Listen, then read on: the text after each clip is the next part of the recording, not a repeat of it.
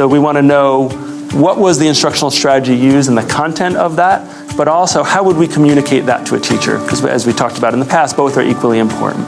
Evaluator calibration is essential for ensuring all educators participate in a consistent and fair evaluation experience. So if I see a lesson and Mo sees the same lesson, it's important that we give the same type of feedback so that I don't go in and see a lesson and give it great reviews, and then Mo goes in and sees the same lesson and gives it poor reviews. It's giving a teacher a mixed message. One of the benefits of having a consistent focus on building evaluator skill over time has been that when we get together and practice our observational skills, there's a stark difference between where we were when we started and where we are now. Every first-year administrator gets professional development about observing and analyzing teaching. So we start off with the same base, and then we have monthly cabinet meetings. Assistant principals and principals can get together and they can do walkthroughs together and talk about the feedback. To create common language and understanding around educator effectiveness, many evaluators observe classroom practice in pairs or groups and then collaboratively unpack and reach consensus about what they observed. This year, we've actually, through the district and leadership team, they've implemented district learning walks, which has been extremely helpful.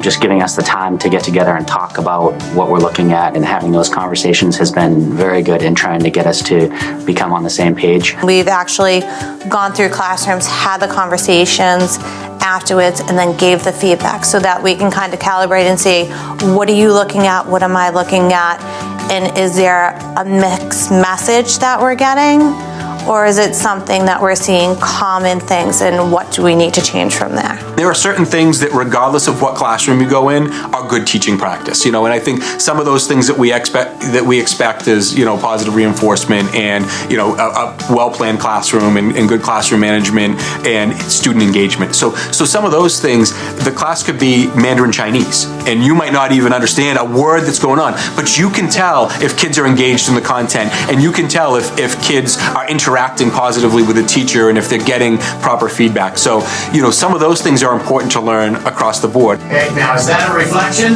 across into the second quadrant? Yeah. Calibration activities with video, followed by guided discussion and reflection, also help build a common understanding of what high-quality instruction looks like and how to provide meaningful feedback.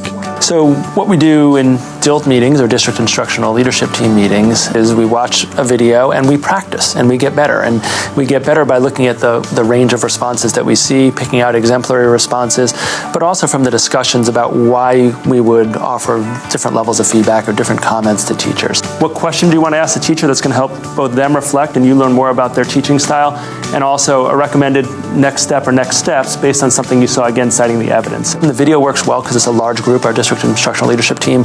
It wouldn't work for all of us necessarily to go in a room and be able to practice that. I think it would be hard for a teacher. I think, is your question, Tala, really saying, so how do you know what the kids understand? Yeah. Where's the evidence of understanding? So we engage our administrators in activities where they look at each other's feedback to teachers in small groups, and administrators give each other feedback on what aspects of the feedback are effective and what things they might change. One of them was the focal administrator, and the focal administrator was required to sit quietly and listen as the other three discussed the feedback that the focal administrator had given to a teacher. As a teacher reading this, I would actually really love it because there's a very clear picture of, I get the excitement in the class because he's talking about this sort of multi-sensory approach. The only bit of feedback I would have is just, I find the language to be a little, I needed a thesaurus. I don't disagree with getting through the first few sentences as, noting those are the first things a teacher's going to read, and maybe just starting with this, and that, because that really was the meat of what you were highlighting, and that it was something really good that was happening in the classroom. I thought this was good, the same thing. He had a claim like this was an effective strategy, and then he backed it up with the evidence. So I thought that was really good. The more we focus, I think the more we have to calibrate. The more we continue this work and hone in on the really important things, the better the teachers are going to be, the better the student outcomes are going to be.